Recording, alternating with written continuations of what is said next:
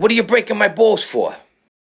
All right, it's about that time for another episode of Breakin Ballz with Johnny P. I'm your host.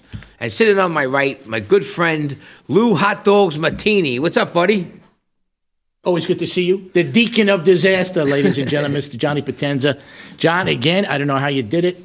You're an amazing guy. You have amazing friends, and one of your amazing friends is on the show tonight. Yes, I know you got bad news, though, in the mail here or whatever. Yeah, we got a very great and interesting guest tonight. But yeah, I'm pissed off. I want to rant about this. What else is new? New York City is such a shakedown. They're going to have to come up with a new word for it. But I went to go bring my friend about 3 weeks ago on 14th Street to the eye doctor. He had to get surgery. So we're supposed to be a couple hours. So instead of paying over $100 for the parking, I said, let me just sit in the van. And the guy, the security guard, Italian guy. You're in the city or 14th Street in Brooklyn? No, 14th Street in the city, across the street from Artichoke Pizza. Okay. So anyway, I sat in the van. I sat outside the van. I went in for the bathroom. Then 3 weeks later, I get 3 tickets. There's a camera, supposedly, that takes pictures of your car. It's in a drop-off lane, okay? And, and I was in the car. So they gave me 3 tickets for $75 each, but I'm not paying for them. The guy who I drove, he's paying for them. Oh, you're in a no standing zone? Well, it's a drop-off zone. It's a load-off zone. You drop so you got off 15 minutes. And you pick up, but there's all these Uber drivers Yeah. with people that can't speak English, and they're there all day, Yeah. smoking cigarettes and Camels outside. You know what's the most ridiculous thing about that is these standing violations is go on the BQE or go on the Belt Parkway, and the reckless driving is so out of control. I've been hit twice in the back in the last couple of months. Really? These guys are flying at 100 miles an hour like that. Now, I don't know. There used to be, you see all these signs, speed check by radar and stuff like that. And I just, the reckless driving is out of control. Let's take a negative to a positive and bring on my first guest. He might be able to help you with the tickets. I mean, back in the day, he might be able to take care of those tickets. Let me announce the guy first over here. Fucking Lou Martini. He ate too many hot dogs tonight. Well, anyway, this guy is a man that doesn't need no introduction, but he does need an introduction because, he's like an overnight sensation. He's a good guy. He's one of Chazz Palminteri's right-hand man, one of his best friends, the one and only Sandy Blue Eyes. Thank you. Thanks for having me. Thanks, Johnny. Yeah. Thanks, Lou. How you doing? Sandy My was pleasure. Sandy was a highway I was a motorcycle cop for 20 years. That's why I made the thing about Wow. your tickets, yeah. Maybe I can make a phone call for you. We'll see. Let's go to where you are now. I go, so what's your connection with Chazz? I see you on his podcast, and I know you're always at all his events taking care of his business. Yeah, well, I'm Chazz's right-hand man, as Lou said. I'm his bodyguard, and I run all the merchandise for the shows. Chazz and I have been friends for about 45 years. Wow. And I met him because I pulled him over for speeding. You're kidding me. You Get pulled outta him here. over. I pulled him over for speeding. I was on a motorcycle, and he was coming down the Bronx River Parkway. And, pulled him over. And how fast was he going? He's probably going like 20, 25 miles an hour over the Did limit. you know who he was? No, he wasn't really famous at the time. He was a doorman. This is before the Bronx At the Tale. Limelight, when he was at the Limelight. Right. Correct. Oh, At the really? Limelight, Oh, wow. yeah. This is before Bronx Tale. Before Bronx Tale. And, he's Italian, I'm Italian. We started talking. He knew the same guys on Arthur Avenue that I knew. So I told him, I says, just slow the car down. I'm not going to write you. And then he invited me down to the club. I went down to the club. We had a couple of drinks with him. From then on, we were like this. We were like brothers. So when you were talking to him at the stop, that's when he invited you down to the club? Down to the club, That's yeah, it, down okay. to the Limelight. Okay. Yeah. And how many years before the Bronx Tale was that? Oh, the Bronx Tale came out in 93. Okay. September of 93. Wow. This was 84, 85. Oh, wow. Yeah. So that was, Yeah, he was the head of security. He was the Limelight, because I used to hang out at the Limelight. Yeah. Wow. So now, we do the one-man show, and, we're very, very, I'm with them all over. that one-man show's doing fabulous. Oh, my God. Sells out every time, no matter where we go. We've been to Arkansas. We've been all over. And every show is sold out. Yeah. It's incredible. People love it. People love it's it. become a part of the culture. I mean, Yeah. it's a huge hit. The play was a hit. The movie was a hit. Chaz is a hit. Academy Award nominee, I believe, right? Absolutely, yes. Tony Award nominee too, or I'm not sure about the Tony Award, but definitely Academy you're talking Award about nominee. one of the great stories and projects in the history of cinema and the theater is A Bronx Tale. Right. Well, it started off as the one man. He started off writing the script as a one man play. Yeah. And then Robert De Niro saw it, and Robert De Niro heard that he had the screen written, the screen play written, and said you should play the main part. We'll make it authentic if you play the main part.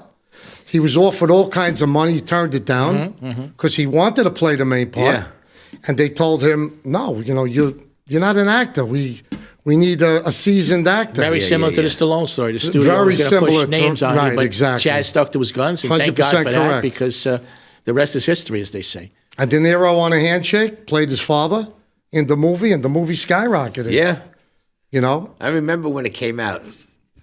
I got Go all ahead. those movies. Great movie. You know what's funny? I don't know if you feel the same way, and a few people I've talked to is when I first saw the movie in the theater, I was like, okay, it's a nice little film. But every time I watch that film, it kind of grows on me. I'm a much bigger fan of the film now.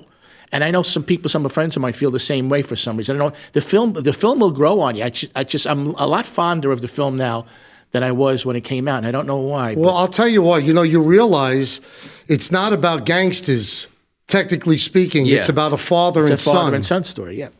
And that's exactly his father told him to stay away from those people. And his father did write on a piece of paper, which he still has, the saddest thing in life is wasted talent. Wow. And that's when he really started, putting his mind into the movies, and, he had the script written and everything already. Thank God, Robert De Niro saw the play and said, you just did a movie on the stage. He says, I heard all about you. You should play the main part. It's your life. And they shook hands, and the rest is history. John, can I ask Sandy about two moments in the film? The Mickey Mantle bit and the I'm the tough guy, go to work every day. Yeah. Were those two little things based on what his father said? Yes, so definitely. Really, that's amazing. Absolutely. That's amazing. And you know what? There's a lot of parts, quotes from that movie that people still use today. Oh, yeah. Especially Mickey Mantle, don't pay your rent. A lot of the guys from the neighborhood that thought they were tough guys when I was growing up, they said, is not the working man's a sucker. Right. But meanwhile, they all went to jail and everything else. Right. I was going that route in my late teenage years. I thought I wanted to be a wise guy. And then, my father stepped in. I got myself into a little bit of trouble, nothing bad. My father stepped in.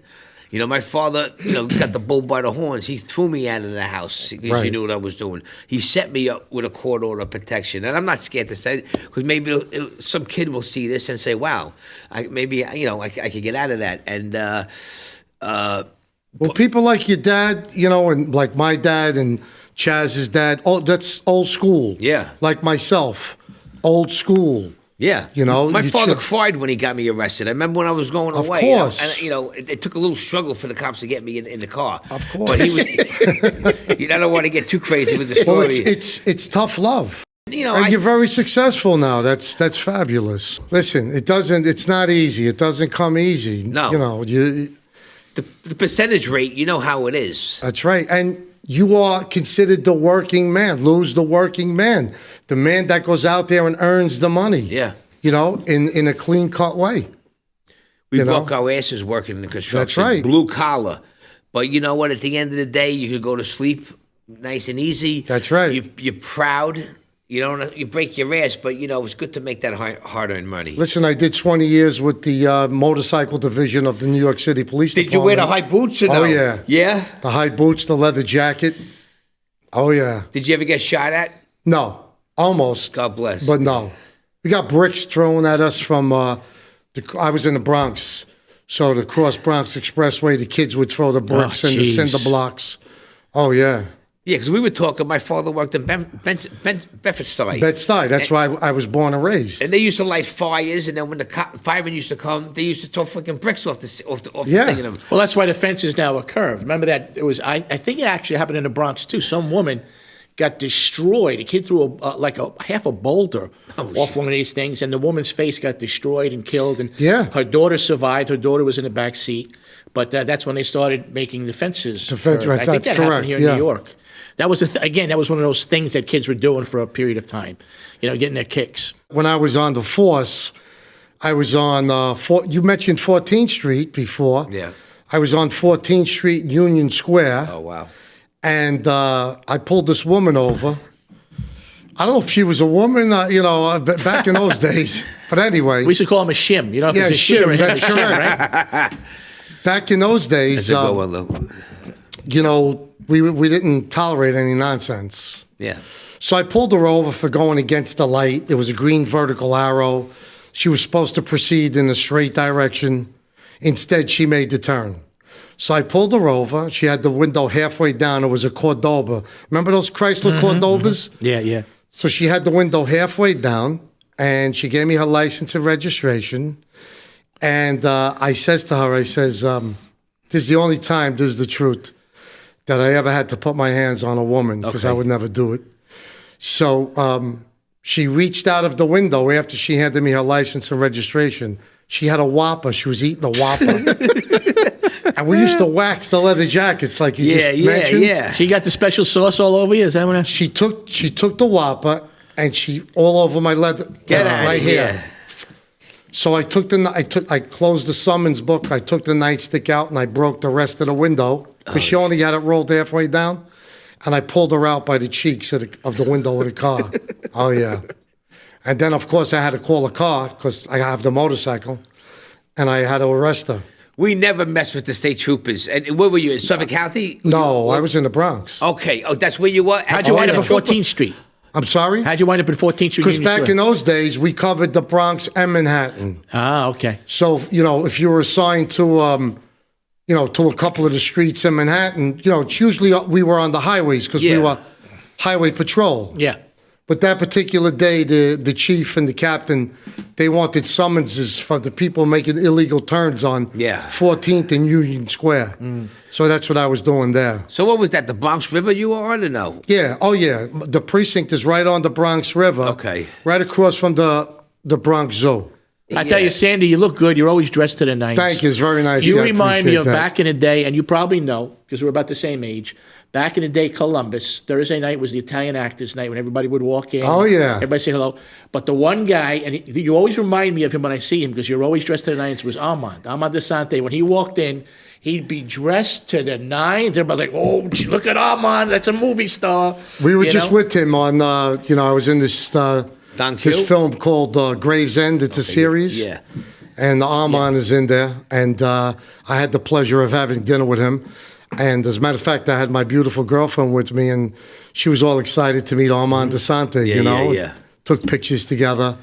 Gentleman, He's total a sweetheart. gentleman. Oh, my God. And his vocabulary and the way he talks. Speaks 7 languages, John. You know that? Get out of here. Speaks 7 languages. Still a nice-looking fella. Yeah. Sharp. Yes, very sharp. But thank you. It's a nice compliment. Sandy, I move appreciate over that. a little for you can center yourself when it goes on you. A little more. I want you centered. There you go. There you go. Good. So everybody does Sandy, you ever walk around with a T-shirt and shorts?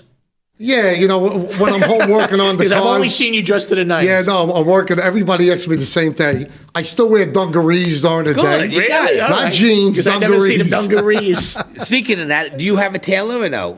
Yeah, I have my own tailor. I need to get new suits for when I go back into production. Because, okay. Because I'm going to drop a couple. Maybe you can hook me up with them. I'll go see them. The best suits that I like, Joseph Aboud. Oh, yeah? Joseph Never heard of Aboud. him. Oh, never heard of him. No. Top designer. I don't know. Aboud. Joseph Aboud. That's right. And he's a total gentleman. So Yeah? very good Oh, friend. he's still alive? He's still around? Oh, yeah. Now, I didn't know that. Where's he stationed out of?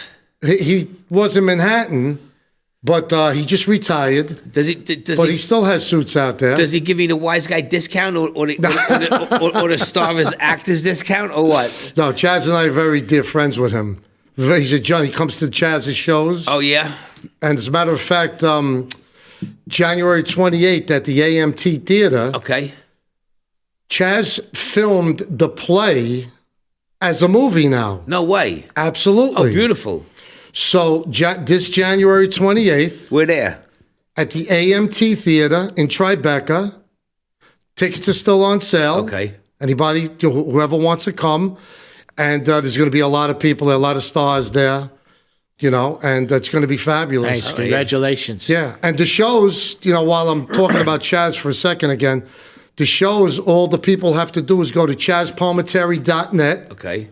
And it shows you the whole schedule of wherever anybody is. It's all over the place. It's all over. Yeah, well, when it's at the AMC, is it one night? AMT. AMT. Is it one night? One night. Okay. Yeah. How many seats does it hold? Do you know? Oh, gee, I'm not sure. Is it a big theater? Yeah, I It's a nice understand. size. It's a nice size theater. Yeah, and it's going to be in theaters also. It's going to be in theaters. Let me ask you this: why would he? I mean, that's a great idea, of course. But wouldn't that take away from people coming to see him live doing it, or he's almost done with that tour and stuff? He's. As a matter of fact, we have 15 shows booked already. Great. For 2025 already. That's awesome. I think he feels that people would come and see it even more after they see the play on the screen. Yeah.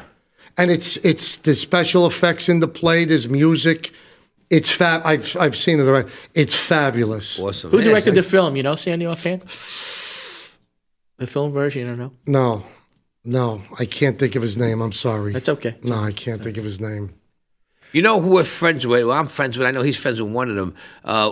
Catherine Narducci's a friend of Lou's because they work together. Yeah, Catherine's very good. I love Catherine.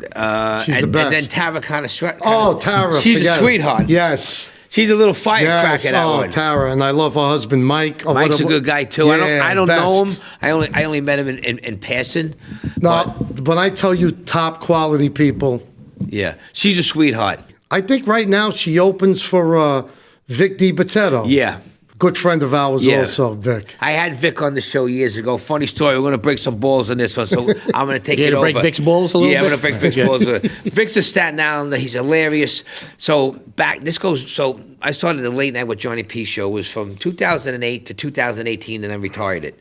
Took some time off. But I had Vic on the fourth season. He came on, he killed it, and I'm known for butchering up people's names when I announce them. So so instead of Vic DiBitetto, I said, let's give it up for whatever I said. If you watch the YouTube thing, half the comments are saying, ha, ha, ha, the host couldn't pronounce his name. It was he goes crazy. Like, I was in this company one time, and I think the gentleman said, Di Benedetto. That's what I said. Yeah, but he was super cool with it. Yeah. And he did his thing.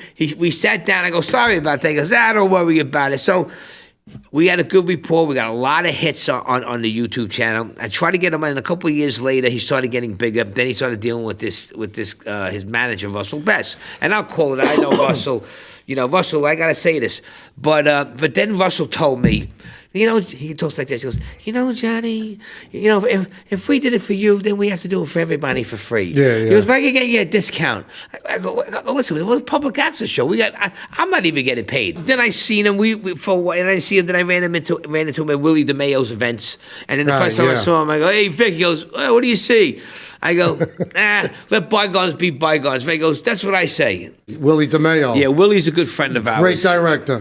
Great director. He put me in Gravesend. I ended up getting my SAG card. Oh, you got your SAG card for that? Yeah. Get out of here. Yeah, but I ended up getting whacked, though. I had to get whacked. So good. That's all right. What you pay to get in now? What's my what? The SAG. What do they charge you to get in now? $3,500? $3,100 I paid. I still have my original, and I paid $862. Yeah, because back in the day, I think Chaz paid $400 for his. He paid like $400. Yeah, $862. I have it laminated. Wasn't it before COVID? It was like $2,500 or $2,300. I have no idea. Yeah, it was in like the early 2000s, mid 2000s. Yeah, $3,100 I paid. But Gravesend's another great show. Yeah. I'm still waiting for a little cameo in there. Willie said he would put him in. He goes, don't worry, Johnny P. I'm just waiting for the right opportunity. I got to think when I say that's Johnny P, I'm going to call you. So I don't bother him. He's a good guy. Yeah, sweetheart. A great guy. He came on my show before. He brought Vinny Pastore on last year. We had a great show. Listen, your impersonations are starting to run together now. Your Vinny Pastore sounds exactly like your Willie DeMayo now. I think you got to start differentiating a little bit. Oh, yeah, you think? Oh, that sounded like Vinny. Your Vinny sounds like Willie too. now. His son. Yeah, Christian's a good kid. Christian's a great kid, yes. Very mellow, yes. Good-looking kid. Good-looking boy, yes. Very nice, chill. Very nice, yes. Sandy, can I ask you something? Because Anything. this is going to be the I definitive always answer. say when somebody says to me, "Can I ask you something?" As long as you can handle the answer, There you go. I'll answer There you go. anything. But I think because I want a definitive answer because Go for ahead. years I've been hearing both sides of the story. I play a lot of wise guys, gangsters, and stuff in my films and television things, and a lot of times I'll get the horseshoe ring. Okay. Okay. What direction is the horseshoe supposed to face? It's supposed to face you. Oh, it is? That's what I say. To bring the good you luck to you. I've had so many arguments on sets with prop people, whatever like that. Right. They're like, no, you're supposed to give the good luck out. It's like, no, it's a selfish thing. Believe me, you're supposed to face. So that's the definitive answer. It faces you to bring the good luck to you. But this isn't because of horses. This is because I'm a big Elvis guy. All of us are. There you go. My Join the license club. plate on my car outside says Elvis. Oh, no way. My New York license plate, I got it 50 years. That's how I met Gene DiNapoli. Okay. You got it well, 50 Gene is years- you like got- my brother. Because his license plate with Elvis, we were doing a film together. That's and that's how I 50 met years Gene. you got that plate? Yes, and my Cadillac at home says the King, and I have that 50 years. Now, the reason why I had this ring made in 1981 was because Elvis had one. Wow. And I've been to bless. Graceland 19 times. Wow. God bless. I My think- mother was a huge fan, and I grew up God bless with her. a shrine. So everything was Elvis in my house. Christmas Eve was all about Elvis. I have a shrine in my you know. house, too. So I got to go a couple of years ago, and I always wanted to take my mom, but she passed, unfortunately. God. So I got to go a few years ago, and I took a picture of my mom with me. I'm going to get a little choked up. I took a picture of my mom with me, and everywhere I went, I took the picture of my mom out. Like if I was in a jungle room, I says, "Hey, Mom, we're in the jungle room." Absolutely. Very and people nice. were looking at me like, some people are like, he's out of his mind. Some people are like, No, oh, geez. that's yeah, beautiful. yeah, God yeah. But bless. it was very spiritual to me because he was such a big part of my life. Absolutely. Growing up. God So, bless you for doing that. And I got to go again last year for a little bit because I was working. I was doing a job in Memphis. So yeah, Johnny P too. We're huge Elvis Love people, Elvis. man. And We I love wanted Elvis. to, I was supposed to go a You while gotta ago, go, Johnny, and then you when gotta the go. trip got canceled, me and Michelle, and I gotta go. Love Elvis. I got so many box sets. You know, everyone knows Elvis. That just knows Elvis. They we're all fans, and we know it. But a lot of the B-side stuff and all the box sets that he has. Right, yeah. There's so many great songs on there, and the I have blues, them all. the blues that he Oh, the sings. blues. "Stranger in My Own Town." You ever hear that one? Yes, I That's have it such a home. great song. But you know what? He, out of all the music, he loved the guy. He loved singing gospel. yeah. And that's what separates Elvis from the crooners and guys like that. Elvis Presley could sing anything. Yes. He could sing a gospel song, he right. could sing a rock song, he could sing a standard, you know, on the Welcome Home show with Sinatra, and he did Black Magic. That's right. He blew Sinatra out of the water with That's his own right. song. That's right. You know, I so gotta see that. You'll have arguments with your friends, Well, Sinatra yeah, and Elvis. I've and been stuff. in I'm an arguments Elvis guy. about, you know, I love Sinatra too. Yeah, two but different guys. Dean Martin was my guy, but Yeah, I me love too. Sinatra. But they do comparisons, but you can't compare. Number one, Elvis only had a 23-year career. Yeah. Sinatra was still going and Yeah. still going. Yeah. You know. I'm very friendly with Dina, and I MC the Dean Martin Oh, Festival. very every year. nice. I'm a That's Dean Martin great. guy too. Again, Johnny knows my father was the MC at the Copa for a few years. So Very a lot nice. of these guys, I have memories of playing with Dean Martin in my living room and Red Skelton and stuff like that. Amazing memories of some of the old guys. So you- we were that- talking about it before. We missed our time, Sandy. I know. Johnny too. We should have been like in the 50s and the 60s. So your dad grew up with Tony Lip. Yeah, he knew everybody. My Yeah. dad knew everybody. Yeah, like I said, unfortunately, he got sick. You know. You know, talk about Elvis. I had the opportunity because of Chaz, who I thank, and our other good friend Chuck Zito. Oh, Chucky boy. I was introduced to Baba. Priscilla. Baba. That's Baba. what he says. I was introduced to Priscilla, and she signed my license plates. I brought my license Oh, plates. yeah? Oh yeah. Now, Gene's plate, I think, was New York Elvis. Yes. That's the plate he had. So yes. what do you have? I have one Elvis. Okay, I think Gene had you know, NY Elvis, right? That's something like that. My New York plate says 1-Elvis, and I have it 50 years. And Wow. my Cadillac says THE-King. That's The awesome. King. Now, what if you wanted to? Let's just say you wanted to retire them. Are you able to like sell that to somebody No. to they use it, or they retire? Absolutely they retire not. that. How's that work? You have to turn the plates into DMV. And then that goes open to the public. Open if they to the want it? public, That's how yeah. that is, right? It ain't like a trademark where you can No, get, okay. no. You have to turn those in. No, those are the DMV Yeah, because plates. the state owns that. Yeah. You don't Yes. own it. You basically, you're renting the name. Well, back in the day, like on my father's day, like when they returned the plates, and they would only return one, and it said and someone stole the other Yeah, one. no, that was back in the day. Yeah, you can't do that. I remember my father doing that also. Because my father had JP, RP, one. Him and all his brothers and the uncles, they all had those cars. We were embarrassed when they had all those things on there. The Potenza crime family. Because they would. That's what I said. If I don't make it an entertainment, it won't be Potenza Entertainment no more. It'll be the Potenza crime family. That's it. There you go. But my grandmother, to interrupt this, gave me a horseshoe ring when I was like 18, 19 years old. Oh, And I was okay. like, I didn't know really what it meant. But my grandpa died when I was 5. He was a big, he used to do.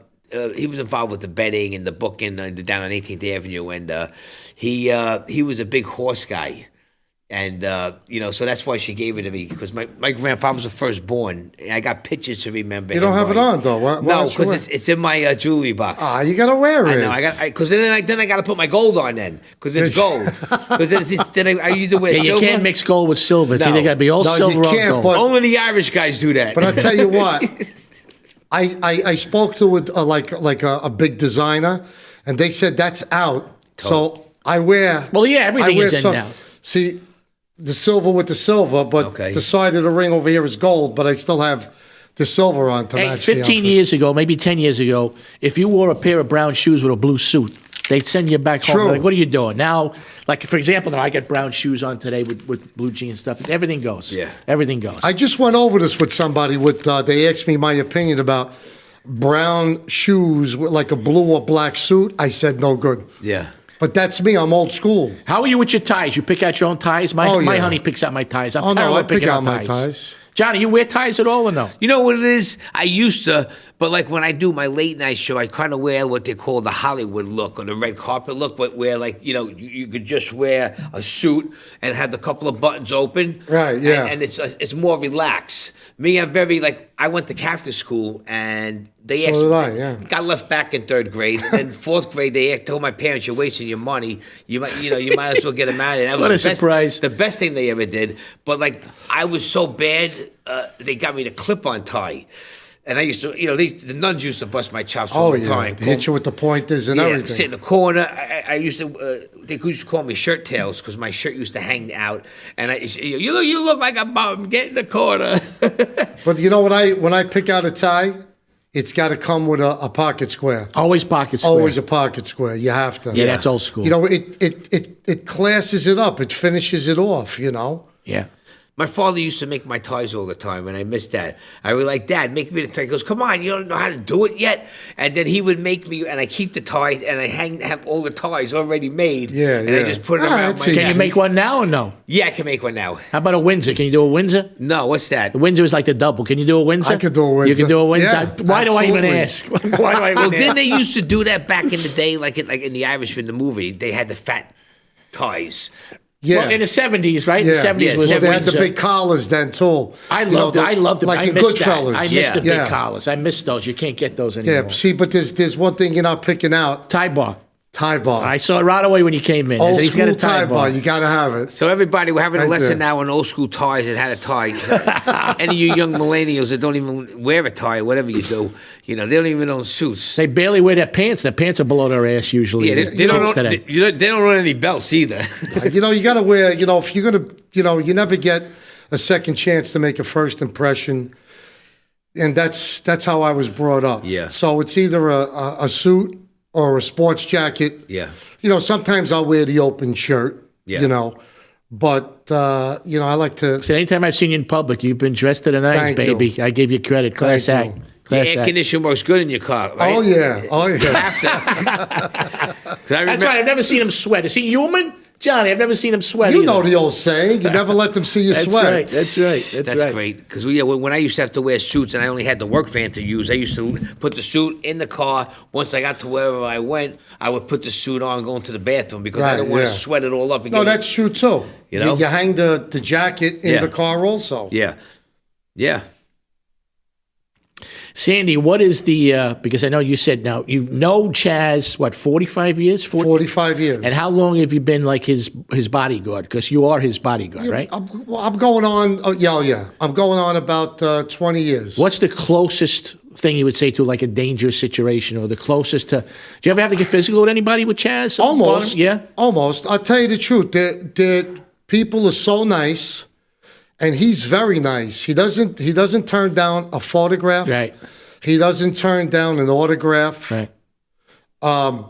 But don't bother him when he's eating. Right. Yeah. I mean, we've had so many people, and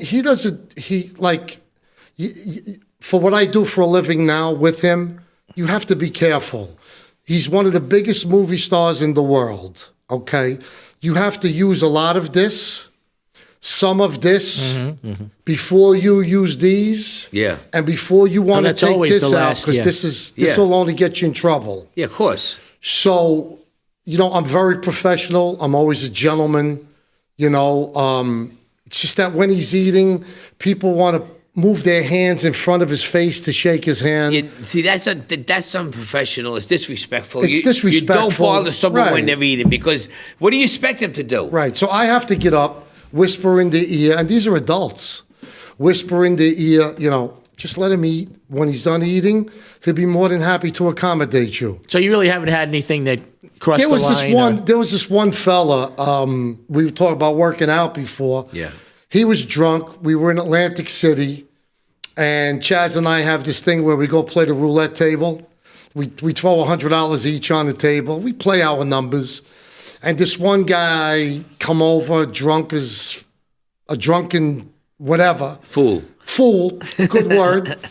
And he goes, I want an effing picture with him, and I'm getting an effing. And the rules are in the casinos, you cannot take photos. Yeah. In the casinos. Yeah, you're not supposed to, yeah. So that's a law. So I tried to explain he was with another fellow who was not intoxicated. And I tried to explain to this guy, no, and he's again and again and again. I says, all right. So I made him think that I broke down. I says, all right, I'm going to let you take a photo with him. And he's playing the table, and, he's looking back. Chaz very good with his hands. Chaz is a boxer because his father was a trainer. Right. Okay. So I says to the guy, I whispered in his ear very low. I says, listen, I'm going to let you take a picture of him, but you can't smile. He goes, I can't smile. I says, no, you can't smile. Listen to me. Talk low. I says, you can't smile. Well, why the F can't I smile? So then I whispered, I says to him, because when I knock your teeth out of your mouth for annoying us like this, it's not going to look good in the picture. Right. And what did he say? Well, his friend grabbed him. He says, come on, let's get out of here. They got the idea. They made an about face and they left. But that's something that happened, it never That's happens. great. Yeah, but that's lucky that you really didn't have anything It worse doesn't, than that. No, God everybody bless. loves him. They usually respect him, and he respects the world. And he doesn't play that Hollywood stuff. He's like a regular guy. Yeah. And that's what people love about him. Every time I've been in his presence, he doesn't know me, but I got to take a picture or two with him and shake his hand, say hello. But I don't bother these guys with stuff if they don't know me.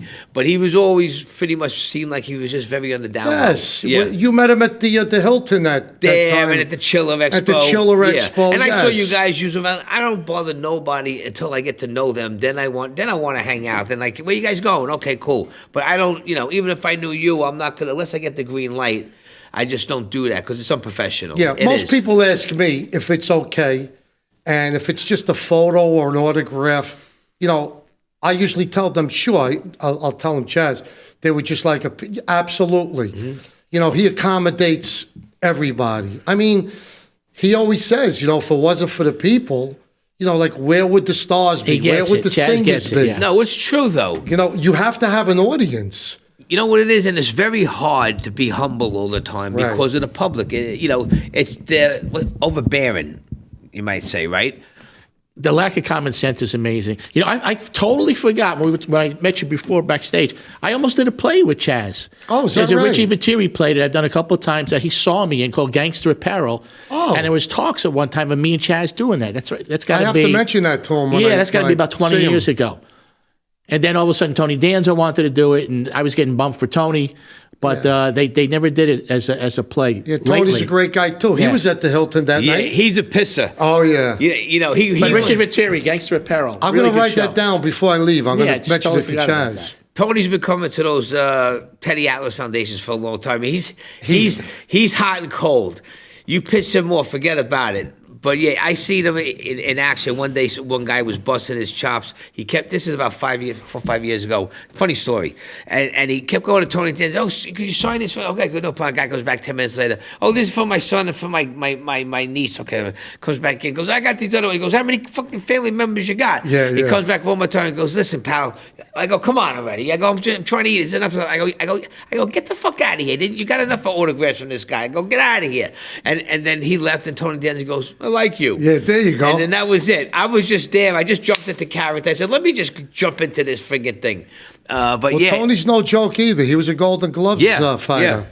I heard a story the other day, and it's now public knowledge. That's why I'm saying it, because it's in John Stamos' book. I used to do a lot of stand-in work for John back in the day. Oh, yeah? So John Stamos just came out with a book, and he used to go out with this actress named Terry Copley. It's either Copley or Copley. I think it's Terry Copley. And he was dating her. I know the story. Oh, you know the story, right? Go ahead. You know the story. So again, it's public knowledge, Tony. I'm not to say anybody else. It's in the book. I'm not saying it's true or not, but it's in John's book. He walks into his apartment one day, and Terry Copley, his girlfriend at the moment, was in bed with a Mr. Tony Danza. No way.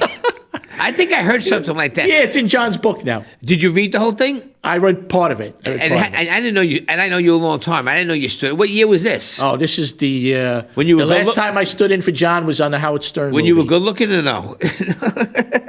I think he's still a nice looking fellow. I'm just busting his balls. Thank you. Busting balls with Johnny P. There you go. Late 80s. The last time I stood in for John was whatever the Howard Stern movie was at. And I heard he's a nice guy, right? Very nice. He was very nice to me. Like I said, a lot of people throw shit around. He's a nice guy. He's a bad guy. I base all my comments on people how they were to me. Right. If the guy was great to me, I can't say this guy's an exactly. asshole. You know what I'm saying? Well, he was on a talk show. But he'd be great to me. So John Stamos was on a talk show and mentioned what you said also. I knew about it, but he mentioned. Oh, I think that's where I saw it. Was it? Was one of the talk shows? Was it the Kelly Ripa thing in the morning? Now, were they friends? Recently, because he's promoting the book. Were they friends? Those two guys. What happened afterwards? I'm not sure. I'm not sure. I don't think they were friends afterwards. Yeah. Well, I'm sure Tony Danza could take back in the day John Stamos in a fight. Yeah. Well, John Stamos, he's not a tough kid. No, he's a very laid back, good looking guy. The other great Tony Danza story that he tells himself, a great story, and I live my life by this. I really do. So, Tony, if you're listening, I live my life by this. When he first got a taxi, and he was living out in L.A. and stuff, and they would tape the sitcom on a Friday night. Friday night, the show's over. He's becoming a big star. When he was on his way home, either he could make a left turn and go party all night and or he'd make the right turn and go home. And he said, thank God I would make that right turn all the time. And that's such a hard thing to do. And I kept my life in order, and I kept my career going and stuff like that. And I live my life in it. But there's so much, Sam, especially hanging out with Chaz, there must be so much temptation all the time. Oh, definitely. And like these guys are older gentlemen now. Imagine going back 20, 30 years ago to see. So 30, like right even the Bronx Tale era, from like 93 to 2003. Oh, yeah. You guys were young. Absolutely. How old was Chaz at that time? He was in his 30s. Yeah. He was in his 30s. But that film came out in September of '93, like I said before. See, it was. Wow, time flies. For me, it was the Warriors, right? That got me going with the street shit. But then when Goodfellas came out, I love Scarface, like The Godfather, but I didn't get into The Godfather more until years later. But Goodfellas, for my guys, that set the bar. We just went. Well, I believe that was 1990. 90. We went through the roof with that. Yeah. We watched it so many times. We used to know all the lines, and then the Bronx Tale came out. Then we're like, wow, this is another great movie. Well, now what I've seen, out in the public, they're actually putting The Godfather #1, Goodfellas #2, and Bronx Tale is right there. Yeah, huh? #3. Oh yeah. I know, and he know. We both know. Joe D'Onofrio, who played. Joey's a good guy. Slick. He played Slick. I don't remember the character. Joe D'Onofrio. Joey's great. Louis Scoops. Louis Scoops is the best. Yeah, he's Louis great. Vanaria. I know Louis. We had them both on my show, but Lou's been on my show a little more because because he sings. Sings too, right? I met Lilo years later when I did a small part in a little movie that I dabbled with, The Fifth Borough.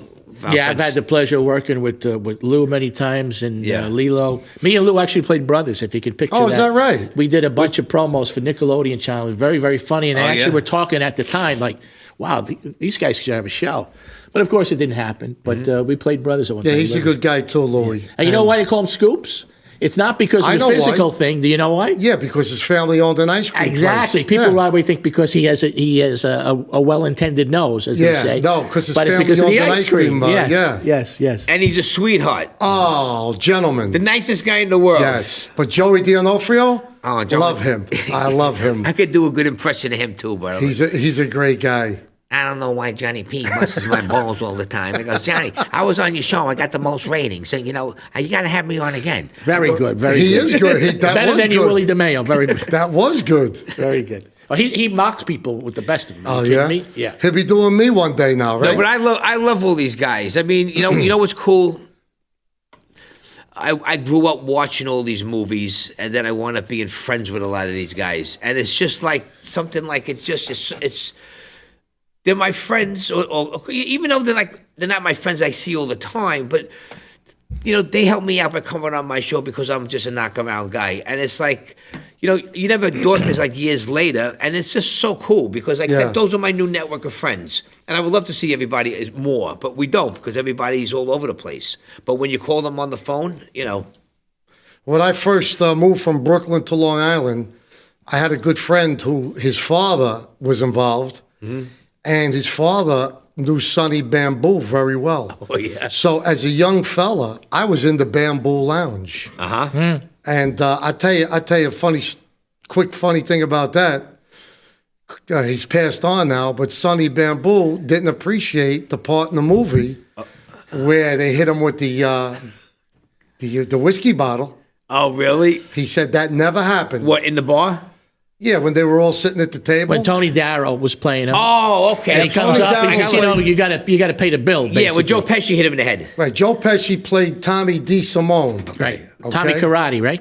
No, that's a different guy. Oh, I thought Tony DeSimone was Tommy Karate. No, that's two different guys. That's okay. two different guys. All right. He played Tommy DeSimone. Uh-huh. Okay, and that never happened. He was so pissed about that. He was so mad. Where was the Bamboo Lounge? That was on Rockaway Avenue. Rockaways or the Rockaways? Yeah, that's a little before my time. By Ozone Park. In Queens? Yeah, it was in Queens. I know it was in Queens. Yeah, and De Niro played a guy named Jimmy Burke. I know his son very well. His real name is Jimmy Burke. Yeah, his son's a good kid. I know his son very well. Very well. Oh yeah. I remember when they were casting for that Bronx Tale. I was young, but I was a musician in bands, but I didn't want to get into that show business up until years later. It just, you know. That was my last extra work. Oh yeah? Work. Yeah.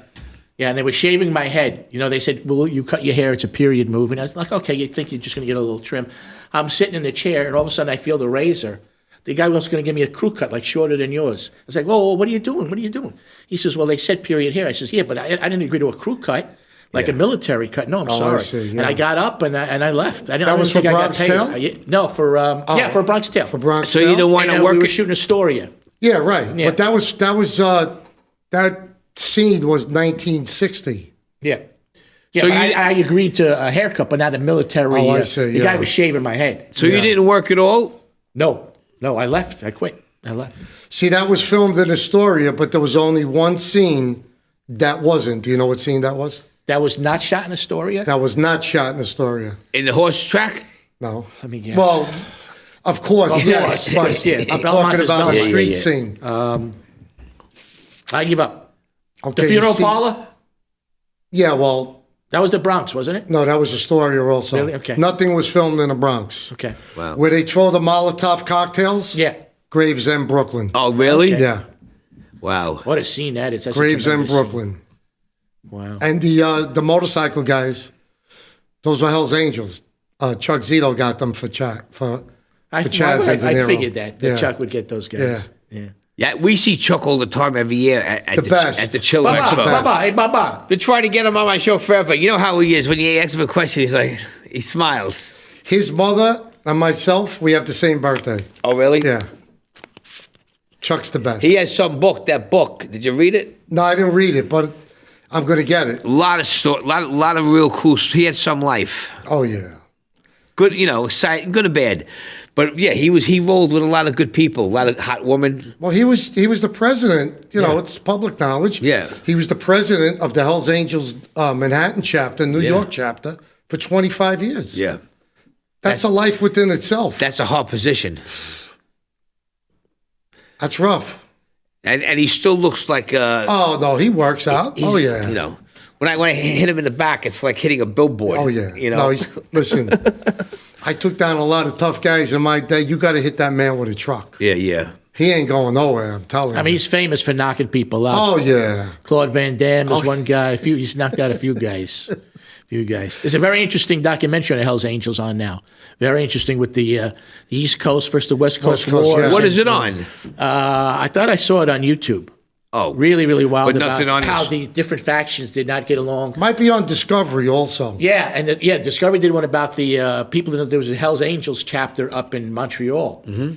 That was really way, way out of control. Very interesting stuff, man. Very. Yeah, we had the interesting pagans on Long Island.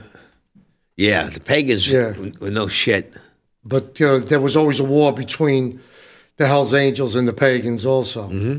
But Chuck, when you get to know him, Yeah, yeah. a gentleman. Yeah. What a gentleman. Usually, the harder they are on the outside, the softer they are on the inside. That's been my experience, Chaz, Andy, good to see you, buddy. You look it's my fantastic. pleasure. You look fantastic. Thank you for having me. Yeah, we got to bring you on my late night show once we get back. The thing is, I just took some time off because I needed to take time off. We wanted to work on this, work on some other projects, and I needed a break. I really needed a break from it. So, and I'm just building my energy back. This was very nice. Thank you for having me. No, 100%. And before we close, one of our guests was supposed to be here, our pal. Yeah, well, Paulie DeSilvio, also known as Paulie Cigars. Yeah.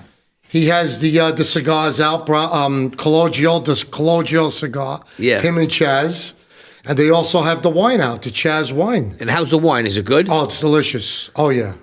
I have to say, it is delicious. Chaz, I'll give you my address to him. Send the case over to the house. I'll let you know how it is. I can't say anything about the cigars because I have to be honest. I don't smoke the cigars. I never smoked in my life. Anything. Good for you. Me neither. No cigarettes, no pot. But you know what I do with them? I got a case when I went to the because I was on the VIP list for the press. I went with one of the guys as a guest when they had it on Arthur Avenue. Right. So I wound up getting a case, and I stopped smoking 20 years ago. Cigarettes. I really didn't smoke that many cigars. So I give them to people that smoke cigars, like Frank Morano from WABC, The Other Side of Midnight. He loves them. And he smokes the fat ones, but I give him every couple of months. I'll bring him over a cigar. That's great. I keep them, and he goes, "You got to bring me those Bronx Tale cigars. They're really good." And my uncle Anthony, who lives in Howard Beach, loves them. Oh, we'll get you some. So anyone that smokes definitely get you cigars, some. they like the Chazz Palminteri line. I'm glad to hear that because you get it. Because from what I'm told about the cigars, all the cigar smokers, they love them. I love the smell of cigars. love 'em. I love the smell of them. That's the whole thing. If you're a cigar guy and you get a good cigar, you got them. Yeah. And if you give them a shitty cigar, then you don't got them. Like you can't, these kids today, they go and they buy a white owl and they roll up weed with it. You don't do that with a Chazz Palminteri no one way. because you're wasting Right. money. You're wasting like a $35, $40 cigar. Well, Paulie has the counter in the market up on Arthur Avenue in the Bronx. Okay. Where they actually roll the cigars there. That's his shop? That's his shop. Okay. Yeah. So where can people find you? Tell me all your websites, Chazz's websites, where you can get all your goods. Okay. So, believe it or not, I'm not on any social I media know. of my own. But if you want to contact me or you want to come to one of the shows, I sell the merchandise at the shows, ChazzPalminteri.net. Okay. And you'll see the whole schedule.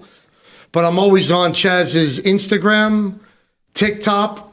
Hopefully they'll keep TikTok now. Mm-hmm. Hopefully somebody will buy it, right? Yeah. Well, they want to make a deal, which is good. Again, the guy's the smartest guy in the world. He wants to go 50-50. You want to stay in business, you go 50-50. Well, God bless him. Listen, And you got to take care of his parking tickets before he goes. Yeah, I'm going to make a phone call about those parking tickets. Okay, you want to take a picture?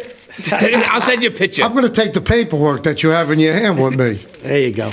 Yeah. You know, years I- ago, you make one phone call, that's it. I know, Taken care kidding. of. But you'd have to do, but nowadays you got to do it the night or the day of. Well, you know what it is? It's all computerized Yeah, no kidding, now. I know.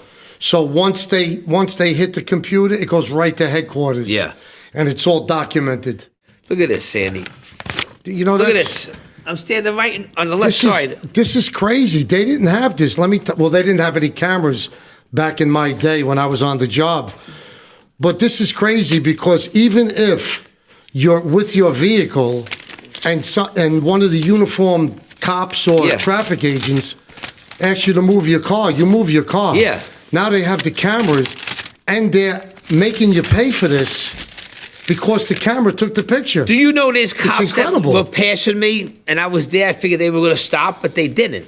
No, this is all traffic enforcement. And I was sleeping in the van. I told them, I got to bring them in 2 weeks. I go, you're paying for the parking across the street. How much are those each? Okay, they are, let me see what the hell this says. $50 with a $25 surcharge. Oh, my God. With a $25 jerkin fee, I call it. Well, now they have that you can't go below 60th Street. You got to pay $9 now. Yeah. This is crazy. Well, Trump said we he's talked gonna- about that on the last show. Yeah, he's gonna fight that Trump because all the fire department, Yeah, I mean, everybody that's that's over there, they stupid. got to pay Come for on. all the city workers. Well, Sandy, God bless you. Thank you for coming. I Thank really you for appreciate having it. me. All right? Absolutely. One of the class guys in the business, out of the business. Thank you. It's Absolutely. very nice of you. Great It was seeing my you. pleasure. And Lou Us too. Martini, it's always a pleasure to see you. Always, my friend. Always. All right, always. and then we'll talk soon. And everybody out there, thank you for tuning in. And until next time, remember what I said. Whose balls are you going to break today? Good night.